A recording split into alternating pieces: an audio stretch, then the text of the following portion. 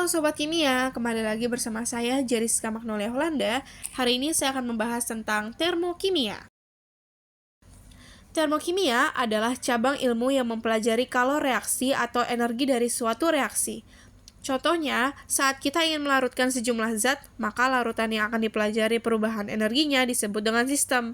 Ada pula lingkungan yang merupakan bagian dari alam yang berinteraksi dengan sistem, contohnya adalah labu Erlenmeyer, udara di luar labu Erlenmeyer, dan tangan yang menyentuh labu Erlenmeyer. Sistem dan lingkungan bisa mengalami interaksi loh. Yang pertama ada pertukaran materi, yang kedua ada pertukaran energi. Jenis sistem itu dibagi menjadi 3, ada sistem terbuka, tertutup, dan juga terisolasi. Di sistem terbuka, terjadi pertukaran materi dan juga pertukaran energi. Nah, contoh dari sistem terbuka ini adalah pada saat suatu larutan menghasilkan gas, lalu keluar naik dari labu Erlenmeyer ke udara. Nah, terjadi perpindahan materi dari sistem ke lingkungan. Nah, udara dari lingkungan juga bisa masuk ke dalam labu Erlenmeyer hingga mempengaruhi bahkan berinteraksi dengan larutan. Nah, jadi ada interaksi antara kalor larutan dan juga lingkungan. Sedangkan sistem tertutup tidak terjadi pertukaran materi, namun terjadi pertukaran energi. Contohnya, ketika Erlenmeyer disumbat, gas itu akan terperangkap di dalamnya, memungkinkan pertukaran energi saat larutan menghasilkan panas misalnya, maka panas dapat dirasakan oleh tangan dari luar labu Erlenmeyer, jadi dari sistem ke lingkungan. Yang ketiga, ada sistem terisolasi. Nah, di sistem terisolasi ini tidak memungkinkan terjadi pertukaran materi dan juga pertukaran energi. Contohnya termos. Di dalamnya panas, tapi di luarnya juga tidak panas, alias dalam keadaan normal suhunya. Nah, untuk mengukur perubahan energi yang terjadi pada sistem, sebaiknya digunakan sistem terisolasi agar dapat melihat energi dari reaksi sesungguhnya karena tak terpengaruh sama sekali dari lingkungan. Nah, di dalam reaksi kimia ada 2 macam reaksi kimia. Yang pertama ada reaksi eksoterm dan yang kedua adalah reaksi endoterm. Nah, di dalam reaksi eksoterm dan endoterm ini ada reaktan dan produk. Reaktan selalu ke produk. Harus kita ingat ya. HR selalu menuju ke HP. H adalah entalpi atau tingkat energi. HR ke HP bisa naik atau turun.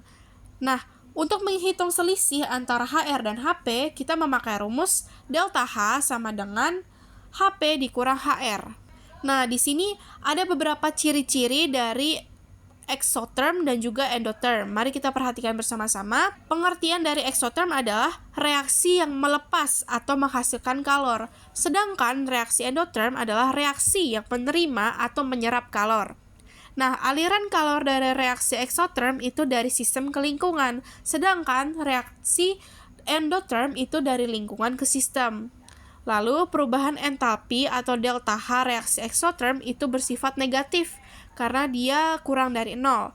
Sedangkan di reaksi eksoterm, perubahan entalpinya itu positif, karena dia lebih dari 0. Lalu ada perbedaan suhu juga. Di reaksi eksoterm, suhu sistem itu lebih besar daripada suhu lingkungan, sedangkan di reaksi endotherm, suhu sistem itu lebih kecil daripada suhu lingkungan. Nah, bisa kita ingat juga bahwa di exotherm itu suhunya panas karena dia meningkat, sedangkan di endotherm itu suhunya dingin karena suhunya itu menurun. Nah, selanjutnya adalah diagram tingkat energi. Kita bisa lihat di sini reaksi eksoterm dan reaksi endotherm mempunyai tingkat diagram energi masing-masing. Harus kita selalu ingat, reaktan itu panahnya selalu menuju ke produk. Reaksi eksoterm, reaktannya berada di atas dan produk berada di bawah. Sedangkan di reaksi endotherm, produk berada di atas dan reaktan berada di bawah. Nah, ada persamaan termokimia. Persamaan termokimia adalah persamaan reaksi disertai dengan perubahan entalpinya. Nah, kita itu tidak boleh mengabaikan wujud dari senyawa kimia. Kita harus mengetahui ada apa aja sih wujud di senyawa kimia. Yang pertama ada solid, yang kedua ada liquid, yang ketiga ada aqueous atau larutan, dan yang keempat ada gas. Nah, perlu kita ingat juga, khusus di persamaan kimia, koefisien sama dengan mol. Contohnya, jika koefisien persamaan termokimia dikalikan dengan bilangan tertentu, maka delta H juga dikalikan dengan bilangan tersebut. Contohnya adalah begini. Misal, H2 gas plus setengah O2 gas sama dengan H2O liquid memiliki delta H sama dengan min 286 kJ, ingin kita kali 2, maka hasilnya adalah 2H2 gas plus O2 gas sama dengan 2H2O liquid dan delta H min 572 kJ. Nah, bisa kita lihat di sini bahwa delta H-nya itu juga ikut ke kali 2. Nah, jika persamaan termokimia dibalik, maka delta H diberi tanda yang berlawanan. Maksudnya dibalik adalah produk jadi reaktan dan reaktan jadi produk. Bisa kita lihat di contoh di bawah ini, delta H awal itu memiliki min 286 kJ.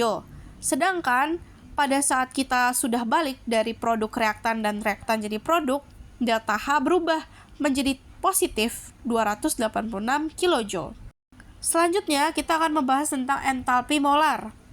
Entalpi molar merupakan jumlah kalor yang diterima atau dilepaskan dari suatu reaksi yang melibatkan 1 mol zat tertentu dalam keadaan standar, 25 derajat Celcius, 1 atmosfer. Perubahan entalpi molar standar dilambangkan dengan delta H derajat dengan satuan kilojoule per mol. Lalu apa saja sih entalpi molar yang umum? Yang pertama ada entalpi pembentukan standar yang lambangnya delta HF derajat. Merupakan jumlah kalor yang diterima atau dilepaskan dari pembentukan 1 mol zat langsung dari unsur-unsurnya pada keadaan standar 25 derajat Celcius, 1 atmosfer. Nah, unsur-unsur yang biasa digunakan adalah unsur monoatomik, kecuali beberapa bentuk gas diatomik seperti H2, O2, F2, Cl2, Br2, I2, dan N2. Nah, bisa kita lihat contoh di bawah ini. Perlu kita ingat bahwa pembentukan hanya 1 mol zat saja. Sedangkan pada saat kita jabarkan H2O itu produknya memiliki 2 mol zat atau koefisiennya ada 2 di depan. Koefisien sama dengan mol, harus kita ingat koefisien atau molnya itu ada 2, jadi harus kita bagi. Sehingga dapat menghasilkan H2 gas ditambah setengah O2 gas menghasilkan H2O liquid dengan delta H sama dengan min 286 kJ per mol. Nah, yang kedua adalah entalpi penguraian standar atau delta H d derajat. Jumlah kalor yang diterima atau dilepaskan dari penguraian 1 mol zat langsung dari unsur-unsurnya pada keadaan standar 25 derajat Celcius, 1 atmosfer. Penguraian hanyalah kebalikan dari reaksi pembentukan, sehingga nilai entalpi peruraian sama dengan pembentukan, hanya saja tanda yang berlawanan. Jadi maksudnya kebalikan dari sini adalah produk jadi reaktan dan reaktan jadi produk, seperti itu. Dan tidak lupa bahwa produknya itu yang menjadi reaktan, yaitu yang ada di depan, harus memiliki 1 mol saja, tidak boleh lebih dari 1 mol. Nah, yang ketiga ada entalpi pembakaran standar atau delta H C derajat. Jumlah kalor yang dilepaskan dari pembakaran 1 mol zat pada keadaan standar 25 derajat Celcius, 1 atmosfer. Reaksi penambahan oksigen dan umumnya bersifat eksoterm, karena dia melepaskan kalor. Nah, pembakaran dikatakan sempurna jika karbon terbakar menjadi CO2, hidrogen terbakar menjadi H2O, dan belerang terbakar menjadi SO2.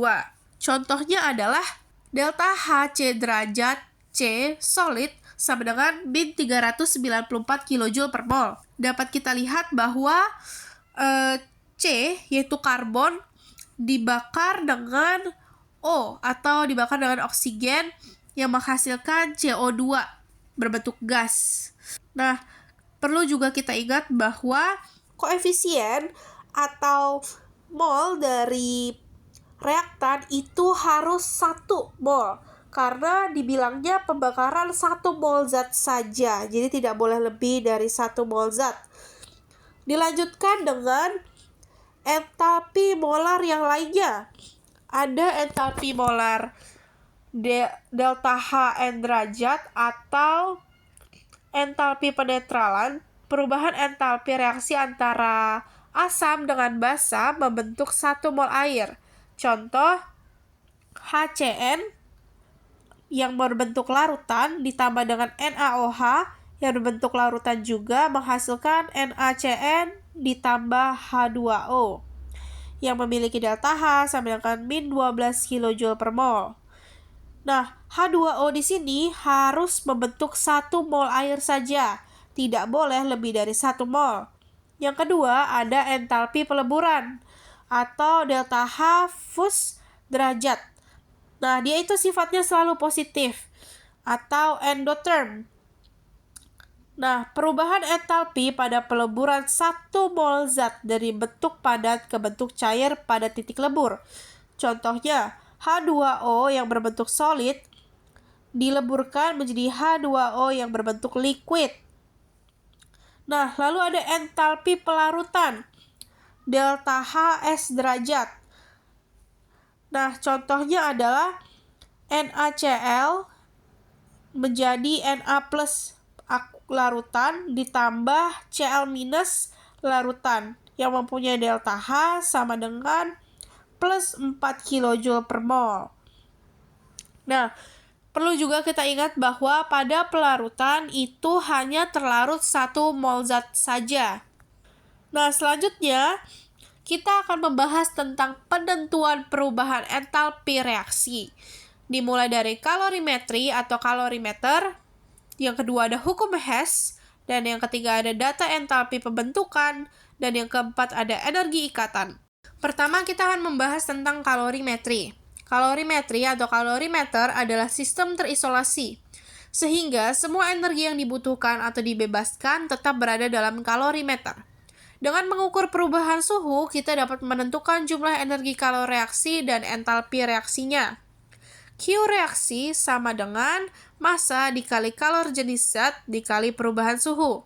Untuk mencari delta H-nya atau entalpinya, menggunakan rumus min Q reaksi atau energi kaloreaksi per jumlah molnya. Bisa kita lihat juga di bawahnya ada keterangan-keterangan satuan-satuan dari massa, kalor jenis, dan juga perubahan suhu serta energi kaloreaksinya. Yang kedua adalah hukum Hess. Suatu reaksi dapat terjadi melalui beberapa tahap reaksi, dan bagaimanapun tahap atau jalan yang ditempuh tidak akan mempengaruhi entalpi reaksi. Contohnya adalah di bawah ini. Bisa kita lihat ada siklusnya. Delta HR itu dari AB plus CD menuju AD plus CB. Nah, delta HR itu sama saja dengan delta H1 ditambah delta H2. Maka dari itu, rumusnya adalah delta HR sama dengan delta H derajat F produk dikurang dengan delta H derajat F reaktan. Nah, yang ketiga adalah data entalpi pembentukan. Nah, bisa kita lihat rumusnya di sini, delta H reaksi sama dengan delta H derajat F produk dikurang dengan delta H derajat F reaktan sama dengan delta H derajat sama dengan C dikali delta HF derajat C ditambah D dikali delta HF derajat D dikurang A dikali delta HF derajat A ditambah B dikali delta HF derajat B. Nah, bisa kita lihat ada contoh datanya di sini yang bisa kita buktikan dalam soal. Delta HF derajat CO2 memiliki min 20 kJ per mol dan H2O memiliki min 10 kJ per mol. C2H6 memiliki min 15 kJ per mol. Tentukanlah delta H reaksi percobaan dari C2H6. Yang pertama yang kita lakukan adalah setarakan terlebih dahulu antara reaktan dan juga produk atau hasilnya. Setelah kita setarakan, kita substitusikan ke rumus yang sudah tadi kita bahas. Delta HR sama dengan sigma delta HF derajat atau hasil reaksi produk dikurang dengan delta HF derajat reaktan. Nah, baru dari sini kita substitusikan dan dapat kita hasilkan delta H reaksinya yaitu min 55 kJ per mol. Nah, dan yang terakhir adalah energi ikatan. Energi ikatan adalah jumlah energi yang harus diserap untuk memutuskan jenis ikatan kimia tertentu. Jumlah itu sama dengan energi ikatan yang dilepaskan ketika ikatan terbentuk. Nah, contoh dari energi ikatan ini adalah dari soal di bawah ini. Diketahui energi ikatan rata-rata dari C rangkap 2C, C ke C, H ke H, dan C ke H. Besarnya perubahan entalpi pada reaksi C2H6 adalah, nah, kita sama saja menggunakan rumus yang tadi, yaitu delta H sama dengan sigma ikatan reaktan dikurang sigma ikatan produk. Nah, sebelumnya kita gambarkan dulu ikatan-ikatannya, lalu kita hitung atau kita jumlahkan yang ada di bagian kiri dan ada yang di bagian kanan atau yang di bagian reaktan dan di bagian produk. Setelah itu baru kita substitusikan ke dalam rumus delta H sigma ikatan reaktan dikurang sigma ikatan produk dan kita dapatkan hasil min 142 kJ per mol. Nah, sekarang kita akan membahas contoh soal menggunakan kalorimetri atau penentuan perubahan entalpi reaksi menggunakan kalorimetri atau kalorimeter. Diketahui, NaOH plus HCl menghasilkan senyawa NaCl plus H2O. NaOH memiliki volume 50 mili, suhu 25 derajat Celcius, dan juga 1 mol. HCl memiliki volume 50 mili, suhu 25 derajat Celcius, dan 1 mol. Dan NaCl plus H2O memiliki suhu 30 derajat Celcius. Ditanyakan, berapakah entalpinya? Sebelum itu, kita harus mencari massa dari NaOH terlebih dahulu, menggunakan rumus rho air. Kita tahu bahwa rho air sama dengan 1 gram per mili, dan rho memiliki rumus massa per volume. Maka, untuk menghitung massa, kita membentukkan rumus rho dikali dengan volume. Jadi 1 gram per mili dikali dengan 50 mili, sama dengan 50 gram. Nah, dari situ untuk memasukkan ke dalam rumus Q sama dengan M kali C kali delta T, kita harus menghitung delta T-nya terlebih dahulu, yaitu dengan cara T2 dikurang T1. 30 dikurang 25 derajat Celcius sama dengan 5 derajat Celcius.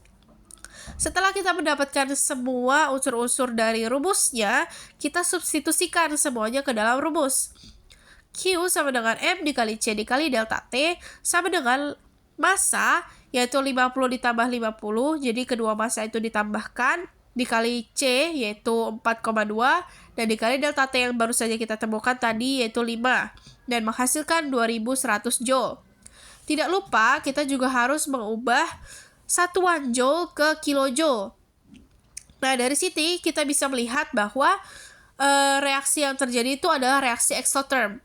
Mengapa? Karena dari T1 ke T2 itu mengalami kenaikan suhu, yaitu 5 derajat Celcius. Maka dari itu, reaksi disebut reaksi exotherm.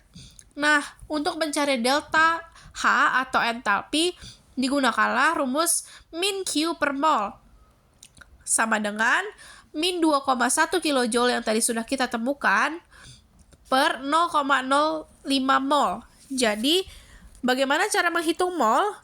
Cara menghitung mol itu dengan 50 milimol dibagi 1000 untuk mendapatkan dengan satuan mol, yaitu 0,05 mol, yang menghasilkan min 42 kJ per mol. Dari sini kita bisa tulis di data bahwa mula-mula NaOH itu 50 milimol dan HCl juga 50 milimol.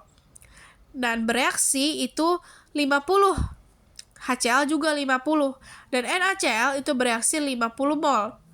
Dan memiliki sisa 0,05 mol di NaCl, seperti itu. Saya kira sekian materi tentang termokimia yang dapat saya sampaikan pada hari ini. Sampai jumpa di video-video lainnya. Terima kasih.